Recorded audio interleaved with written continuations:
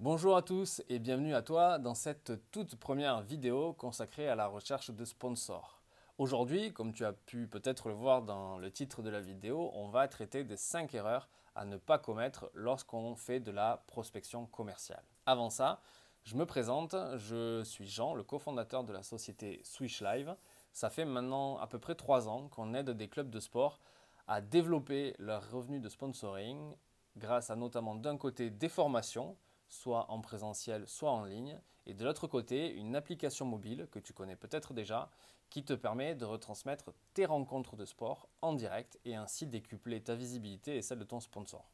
Merci de mettre un petit pouce bleu à la vidéo et de t'abonner à notre chaîne YouTube, ça nous aidera vraiment beaucoup.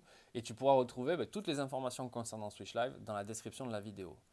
Maintenant, c'est parti pour les 5 erreurs à ne pas commettre. Alors, numéro 1, considérer une entreprise comme un guichet. C'est une erreur qu'on retrouve vraiment très souvent. Voilà, on fait exprès d'aller un petit peu loin dans le cliché de notre message, mais c'est vraiment, elle traduit un positionnement vraiment pas vendeur de votre club auprès de vos prospects. Bon, je m'explique. Vous présentez comme un club qui a besoin d'argent pour vivre ou pour survivre ne fait pas vraiment envie en fait. Et donc c'est pour ça qu'il va falloir complètement changer son état d'esprit et passer de cet état d'esprit un petit peu où je suis une association caritative et je demande un petit peu de mécénat à je suis un club en plein développement avec de très grandes ambitions. On est un club dynamique avec beaucoup de licenciés, on a beaucoup de projets et vu nos ambitions, on a besoin de partenaires pour nous aider dans ce développement et dans ces projets. Est-ce que vous voudriez en faire part? Voilà vraiment un petit peu le positionnement qu'il faut plutôt adopter si vous voulez être performant. Donc oubliez vraiment, hop, on les met de côté, oubliez vraiment cet état d'esprit où vous allez un petit peu quémander de l'argent pour un vrai esprit de vente et de promotion d'un club ambitieux. Ok? Erreur numéro 2, parlez uniquement de votre club. Voilà, pas plus tard qu'il y a quelques jours, j'étais au téléphone avec un responsable commercial d'un club de sport qui me racontait ses rendez-vous téléphoniques. Donc voilà, après s'être représenté mutuellement avec son prospect, très vite, le responsable commercial du club embrayait sur la présentation de son club et la présentation de son catalogue et de son dossier de sponsoring. C'est une grosse erreur. Vraiment, arrêtez de parler de votre club, ça ne servira à rien. Vous n'arriverez jamais à vendre quoi que ce soit en parlant de votre club. Il va falloir consacrer les 10 à 15 premières minutes de votre entretien téléphonique ou même physique à une découverte client. N'importe quelle prospection commerciale commence par une écoute client, tout simplement parce que votre prospect est un être humain comme les autres et il a besoin d'être écouté et il a besoin d'être compris. Je vous donne un exemple. Si vous êtes un vendeur de voitures et que quelqu'un rentre dans votre magasin et que vous commencez à lui présenter toutes vos voitures, en passant de la 106 à une Ferrari, ça n'aura aucun sens. Si la personne, le prospect, arrive dans votre magasin et veut acheter une Ferrari, ne lui présentez pas une 106. Et inversement, si la personne veut une 106 et que vous lui présentez une Ferrari, voilà. Donc j'espère que vous avez saisi la nuance, mais il va falloir faire de la découverte client, il va falloir poser des questions à votre prospect, des questions comme est-ce que vous avez déjà fait du sponsoring auparavant, comment ça s'est passé, pourquoi ça s'est mal passé, pourquoi ça s'est bien passé, quel a été le montant que vous aviez mis, quels sont pour vous quelle est pour vous une saison de sponsoring réussie, etc., etc. Il va même falloir aller un petit peu plus loin et poser des questions sur son business. C'est extrêmement important de comprendre comment son entreprise fonctionne, comment il génère du chiffre d'affaires, comment il génère du trafic dans son magasin si c'est un commerçant, etc., etc. Est-ce que c'est quelqu'un qui fait du B2B? Est-ce que c'est quelqu'un qui fait du B2C? Si c'est quelqu'un qui fait du B2B, dans quelle cible il trouve ses clients, etc., etc. Tout ça pour en fait vous permettre de vraiment comprendre qu'est-ce que recherche votre sponsor et qu'est-ce que vous allez pouvoir lui proposer qui va l'intéresser. C'est donc vraiment, et je vais conclure ce point-là par ce conseil-là, vous devez apprendre à savoir poser des questions ouvertes sans être intrusif. Et pour moi, c'est une des qualités primordiales chez un commercial, c'est savoir ne pas être ni ingérant, on va dire, ni intrusif. C'est générer un contact et de la communication et une conversation intéressante, montrer que vous comprenez son business, vous comprenez comment il fonctionne, que vous êtes pertinent sur le sujet, etc. etc. C'est là où vraiment vous allez apprendre des choses nécessaires pour conclure votre vente et surtout c'est là où vous allez vous rendre crédible. Voilà. Donc erreur numéro 2, ne parler uniquement que de son club, c'est une grosse erreur. Erreur numéro 3 du coup, c'est ne pas avoir de dossier de sponsoring. Alors je sais que peut-être vous avez entendu le conseil complètement inverse dans d'autres vidéos ou dans d'autres articles de blog ou d'autres personnes qui vous ont dit le dossier de sponsoring ça ne sert à rien.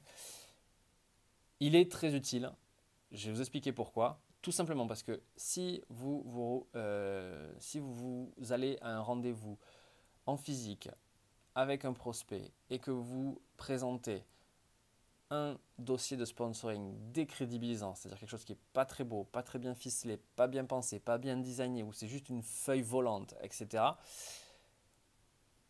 ça sera décrédibilisant surtout lorsque vous ne serez plus là. Si à la fin du rendez-vous, vous arrivez à conclure la vente et à faire signer votre prospect, tant mieux. Alors là, je n'ai rien dit. Malgré tout, à mon avis, vous n'arriverez pas dans 100% des cas à faire signer de suite le prospect. La personne elle va vous demander du temps pour réfléchir. Et donc, dans ce cas-là, il faudra qu'il ait du matériel de qualité pour l'aider dans sa réflexion. Si vous laissez quelque chose de décrédibilisant pour l'aider dans sa réflexion, de suite, voilà, sa réflexion n'ira pas dans le bon sens. Donc, plus le dossier de sponsoring est beau, bien ficelé et bien designé, à mon avis, plus il aide à la décision, surtout une fois que le rendez-vous est terminé. Ça me fait la transition parfaite pour l'erreur numéro 4 à éviter. Vous allez voir, c'est un petit peu contradictoire, mais je vais vous expliquer pourquoi. C'est penser que simplement en présentant son dossier de sponsoring, cela va suffire. Ça aussi, c'est une grosse erreur. Je vous explique pourquoi. Comme je vous le disais tout à l'heure, avoir un dossier de sponsoring, c'est très important. Malgré tout, il existe une erreur qui est très commune à beaucoup de responsables partenariat ou sponsoring, c'est celle de penser que si j'envoie mon dossier de sponsoring par la poste, qu'il est joli et bien fait, ou que je l'envoie par mail, ou que je le laisse en téléchargement libre sur mon site, cela va suffire à trouver des sponsors et à signer des contrats. Ça, c'est une grosse erreur. Très souvent, voilà, quand vous avez cette démarche-là, vous allez recevoir, à mon avis, dans 90% des cas, la réponse suivante qui est « Il faut que j'y réfléchisse, je reviens vers vous, merci de l'envoi, je dois en parler à mon supérieur, je vous recontacte d'ici quelques semaines, merci, je prends connaissance de ce dossier, à bientôt, etc. » On ne va pas se mentir, toutes ces réponses-là, ce sont des noms polis et ensuite votre dossier de sponsoring va finir à la poubelle. Donc, vraiment, arrêtez de penser que juste en ayant un joli dossier de sponsoring, ça va suffire. Non, votre dossier de sponsoring, c'est 5% de votre travail. Les 95% restants, c'est de la prospection, de la découverte client, de l'argumentation, de la négociation, etc. D'accord? Erreur numéro 5, c'est prendre l'argent et laisser passer 12 mois sans donner de nouvelles. Ça, c'est quelque chose qu'on voit vraiment très souvent, quelle que soit la taille de club, que ce soit un petit club ou un grand club. Il faut absolument fidéliser un sponsor. C'est clé pour vous. Pourquoi? Parce que fidéliser un sponsor, ça veut dire que l'année suivante déjà, vous n'aurez pas à refaire le travail de prospection. Vous savez que la personne, elle est contente de son investissement dans votre club, donc elle va remettre de l'argent et elle va sûrement remettre plus si elle a été satisfaite. D'accord? Donc, comment faire pour fidéliser un sponsor? Donc, on fera une vidéo à part entière sur ce sujet-là, mais on va déjà vous donner quelques billes. Il faut l'impliquer dans la vie de votre club. Il faut avoir des contacts réguliers avec lui pour faire en sorte qu'il se sente utile. C'est exactement pareil que tout à l'heure, je disais que votre prospect en face de vous était un être humain et qu'il a besoin de se sentir écouté et compris. Là, un être humain a besoin de se sentir estimé, de se sentir utile et de se sentir qu'on est reconnaissant envers lui. Ça, c'est vraiment des sentiments que vous devez lui apporter. Alors, comment faire? Déjà, voilà, vous pouvez avoir des points réguliers avec lui par mail grâce à une newsletter, même par téléphone pour lui, voilà, pour lui donner un peu les résultats de votre club.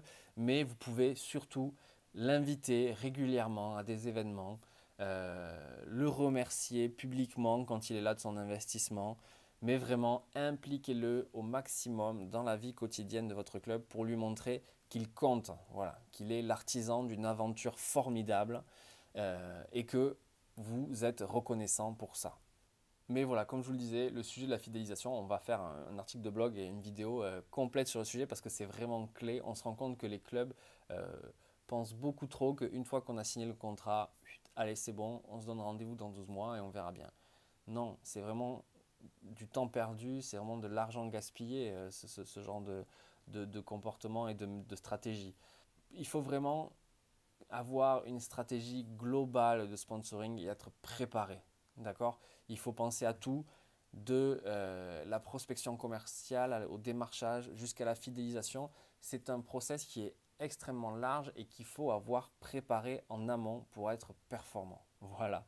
Ça en est fini pour moi des 5 erreurs à éviter lorsqu'on fait de la prospection commerciale. Vous pouvez retrouver ces 5 erreurs dans l'article de blog que nous avons réalisé. Ce sera un petit peu plus détaillé. N'oubliez pas de vous abonner à notre newsletter pour recevoir tous les lundis matins nos secrets pour avoir plus de sponsors. N'hésitez pas aussi à rejoindre notre groupe Facebook. Il suffit de taper sport comment avoir plus de sponsors. Voilà, c'est un groupe d'entraide sur Facebook où chaque club et chaque bénévole et salarié de club pourra donner ses astuces et même poser des questions s'il a des problématiques précises. Nous, on postera régulièrement du contenu sur ce groupe. Voilà, moi j'espère que cette vidéo vous a plu. Je vous dis à lundi prochain, 9 h pétante. Bonne semaine et d'ici là, portez-vous bien. Allez, ciao!